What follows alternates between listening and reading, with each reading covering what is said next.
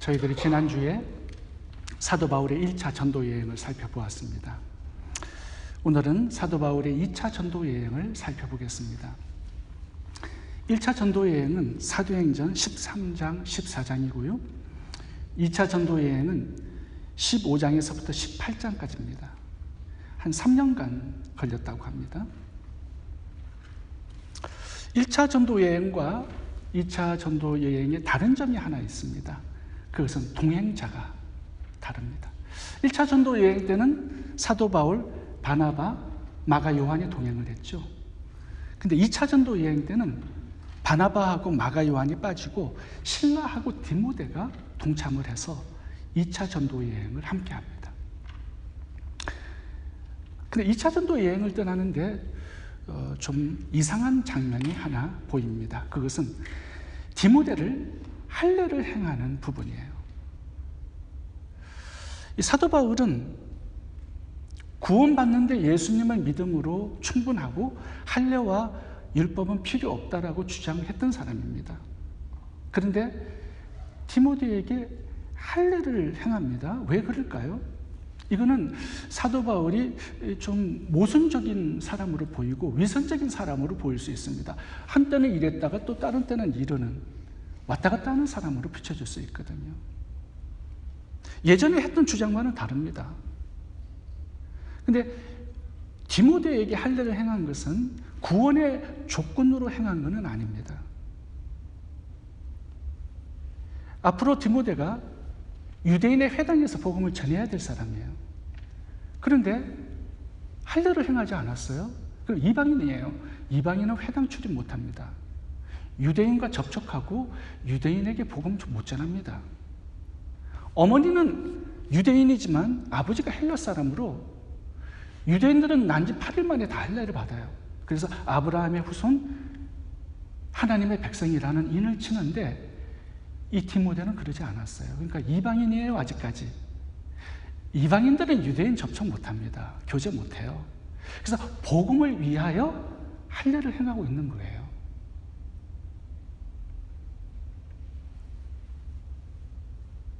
유대인들에게 복음을 전하는데 방해거리를 제거하고 걸림돌을 제거해 준 것입니다.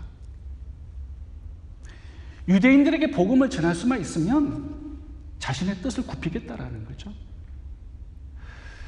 교회가 하나만 될 수 있다면 양보하겠다라는 거예요. 자신의 뜻을. 이 본질을 붙들고 비본질은 양보하는 사도 바울의 모습을 볼 수가 있습니다. 이 할례는 유대인들이 칼같이 지켜야 되는, 목숨 걸고 지켜야 되는 부분이거든요. 구원에는 상관없지만 복음을 위해서, 이방인과 유대인의 교회의 연합을 위해서 사도 바울은 자신의 뜻을 양보하고 유대인을 배려해서 지금 디모데에게 할례를 행하고 있는 것입니다. 고린도서 9장 20절을 보면 유대인들에게는 내가 유대인과 같이 된 것은 유대인들을 구원하고자 합니다. 복음을 위하고 영혼 구원을 위할 수만 있다면 나는 모든 것을 포기하고 양보하고 내려놓을 수 있다. 이렇게 말하고 있는 것입니다.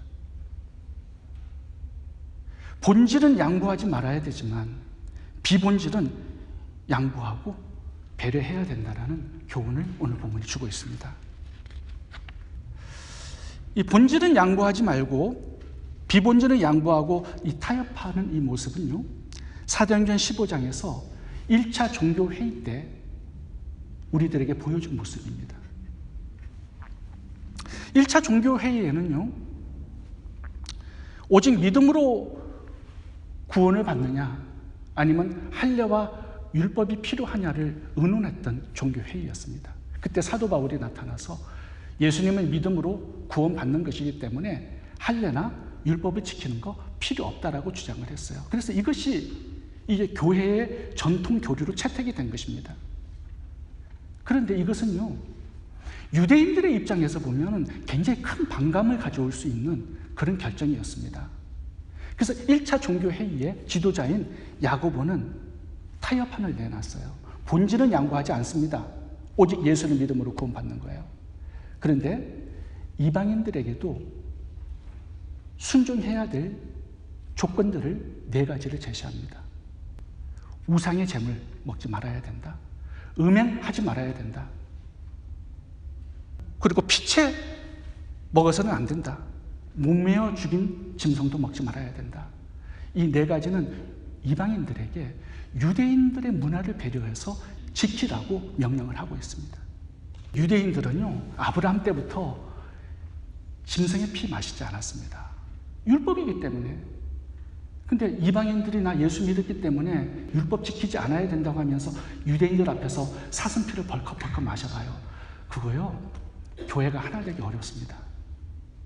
유대인들은 이방인들을 보지도 않을 겁니다.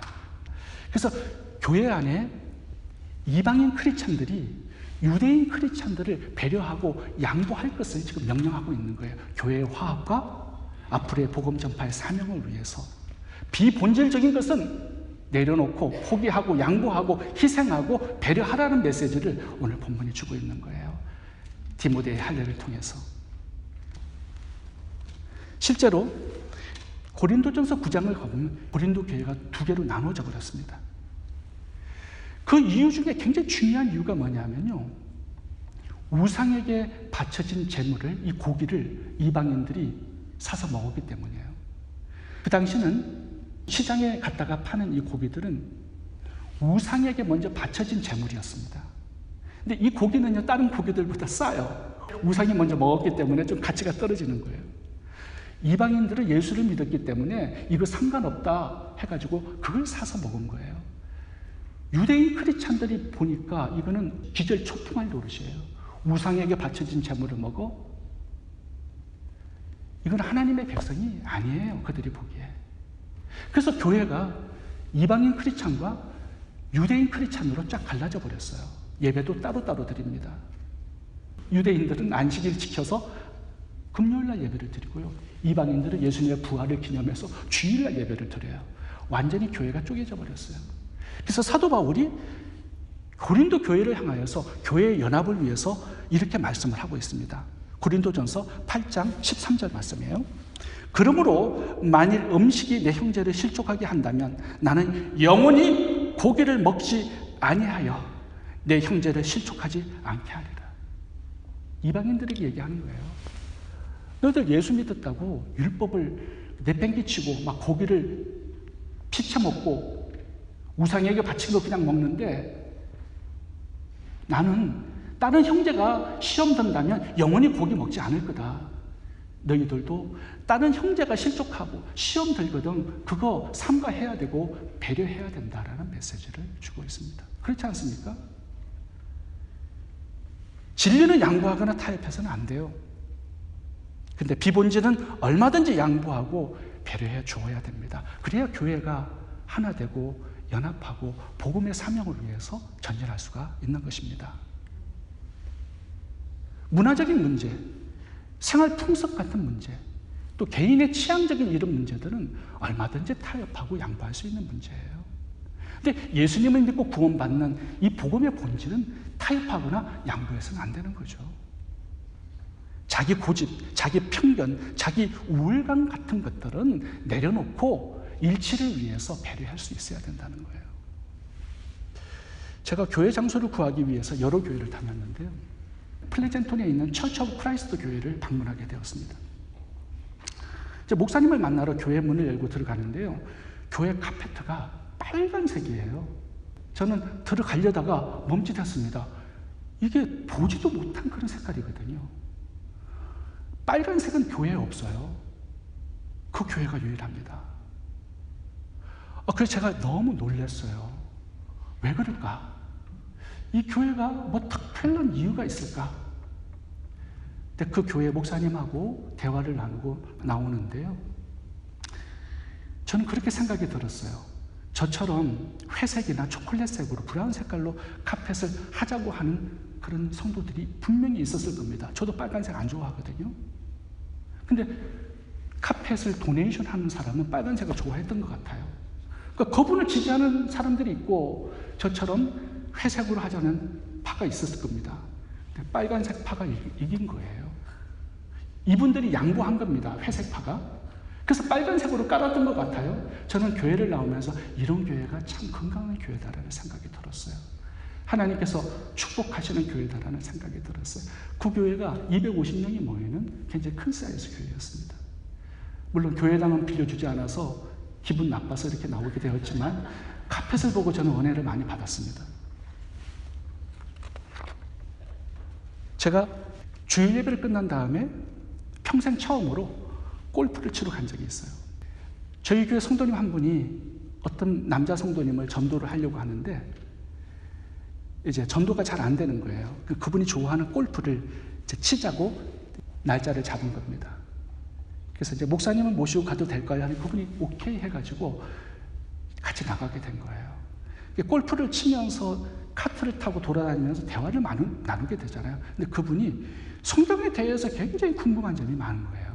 질문을 너무 많이 하는 거예요. 골프를 쳤는지 대화를 나눴는지 모를 정도로 대화를 굉장히 오랫동안 나누었습니다. 그리고요, 그 다음 주일날 교회를 나오셨어요. 제가 골프 치러 나오는 거 굉장히 감사하다고 느낀 거예요. 근데 제가 주일날 예배 끝난 다음에 골프 치러 가는 사람 욕한 적이 많거든요. 근데 제가 골프 치러 나가보니까 그런 분들 욕하기가 어렵더라고요. 왜냐하면 동기가 친구 전도하러 나가는 그런 동기를 가지고 목적을 가지고 골프 치는 사람이 분명히 있을 거예요. 제가 그 다음부터 골프 치는 사람 욕하지 않았습니다. 본질은 복음 전파, 영혼 구원이거든요. 근데 골프 치는 거 이거는 비본질이에요. 근데 제가 어떤 사람에게 욕을 하냐 하면 이 골프가 본질이 된 사람은 제가 욕합니다. 그러면 안 되겠죠. 예배도 빠지면서 골프 치는 사람이 있습니다. 그럼 골프가 본질이 되고 교회와 주님은 비본질이 된 사람이죠. 여러분, 본질과 비본질을 잘 구별하셔야 합니다. 본질은 타협해서는 안 되고 양보해서도 안 되지만 비본질은 양보하고 타협하고 또 배려해 줄 수 있기를 바랍니다. 이것이 교회가 연합하고요, 복음의 사명을 위해서 전진하는 길입니다. 두 번째 오늘 본문의 교훈은요, 마게도냐 환상을 품으라는 겁니다. 마게도냐 환상이 뭘까요? 6절부터 읽어보겠습니다. 성령이 아시아에서 말씀을 전하지 못하게 하시거늘 부르기아와 갈라디아 땅으로 다녀가 무시 앞에 이르러 비두니아로 가고자 애쓰되 예수의 영이 허락지 아니하시라.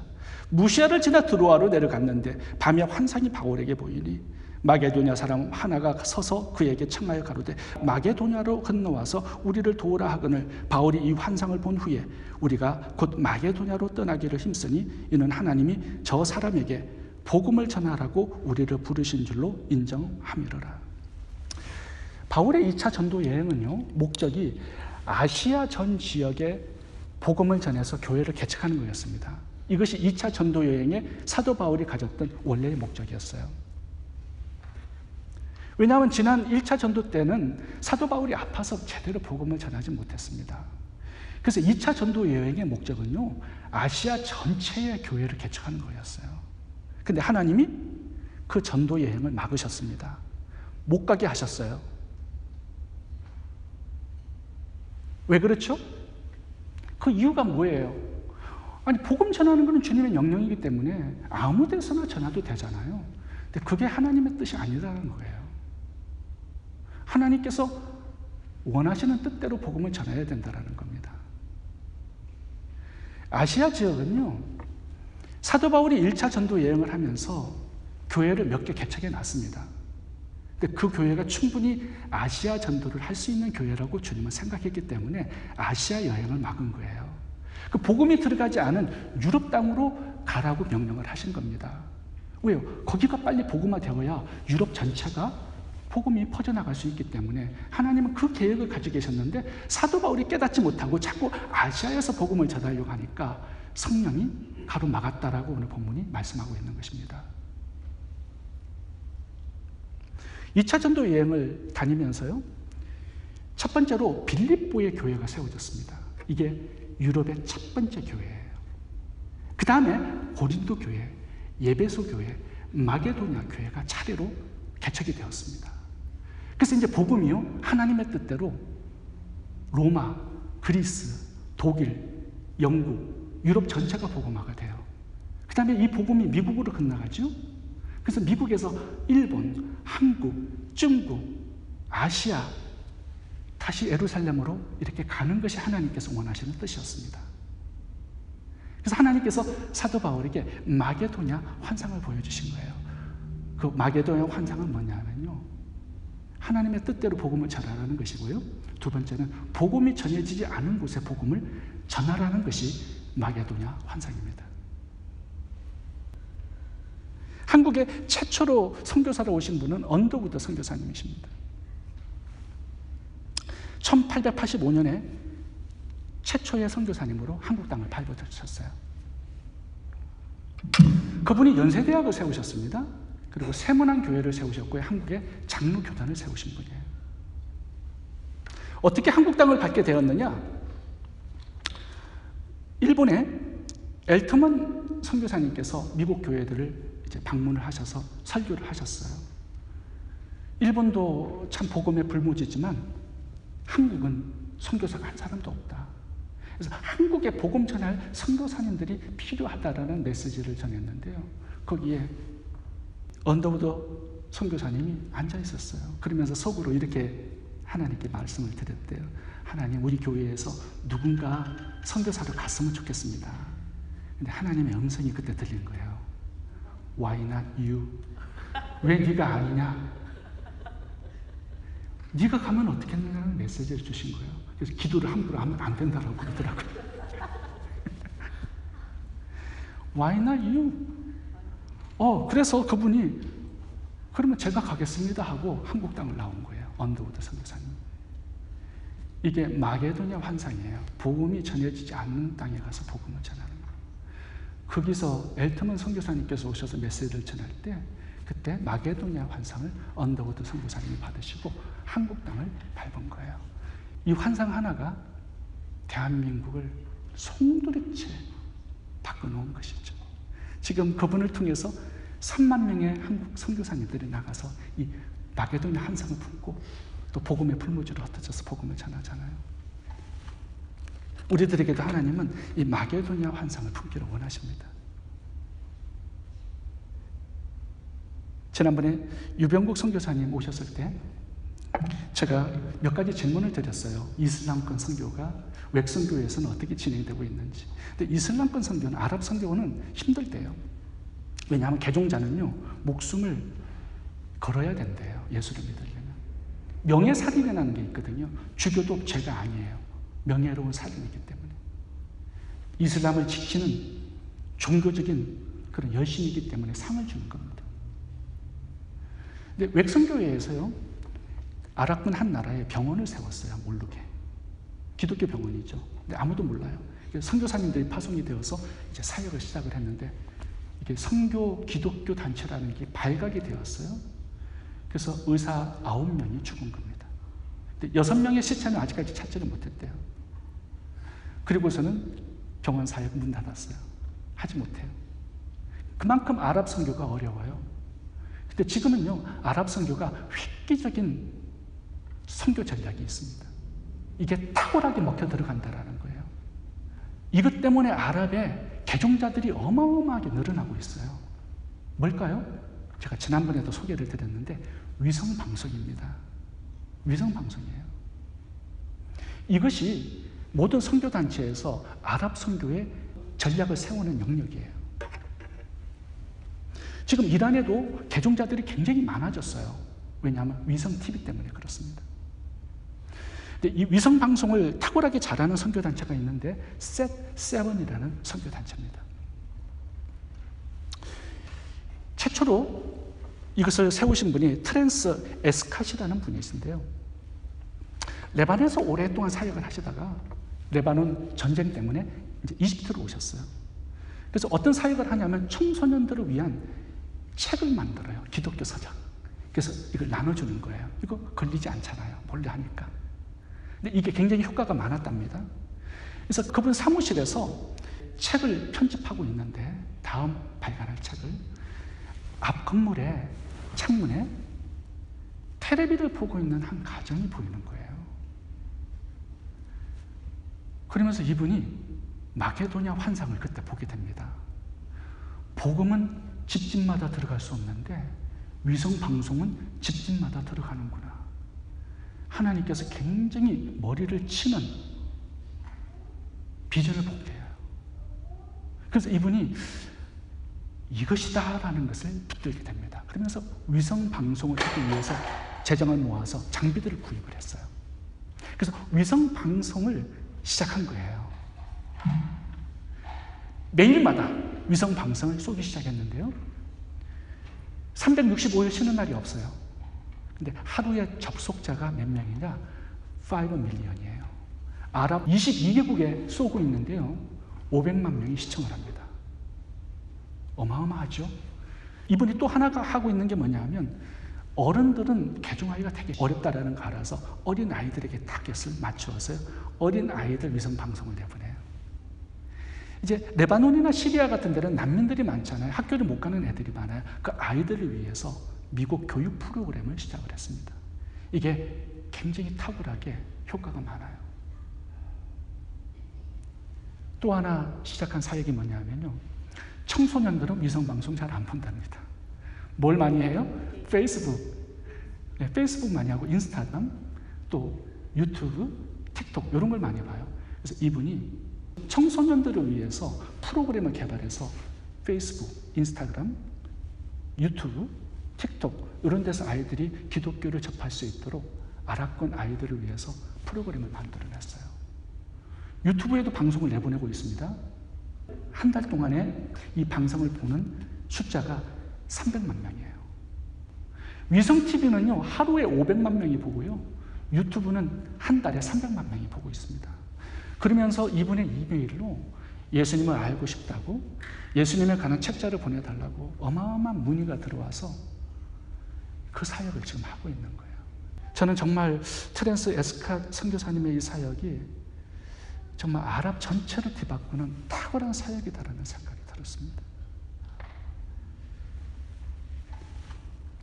우리들에게도 하나님은 이 마게도냐 환상을 품기를 원하십니다. 그래서 우리가 지난번에도 감비아에 시골로 들어가서 목회 개척을 하는 5명의 목회자, 신학생들을 저희들이 후원하는 거예요. 그게 복음이 들어가지 않는 곳에 복음을 전하는 마게도냐 환상이기 때문에 그런 것입니다. 모든 사람들이 다 선교사로 나갈 수는 없습니다. 그래서 마게도냐의 환상을 품고 나아가는 사도 바울과 같은 그런 선교사들을 후원하는, 보내는 선교사가 되어야 합니다. 이것이 우리가 품어야 될 마게도냐 환상입니다. 기도하겠습니다.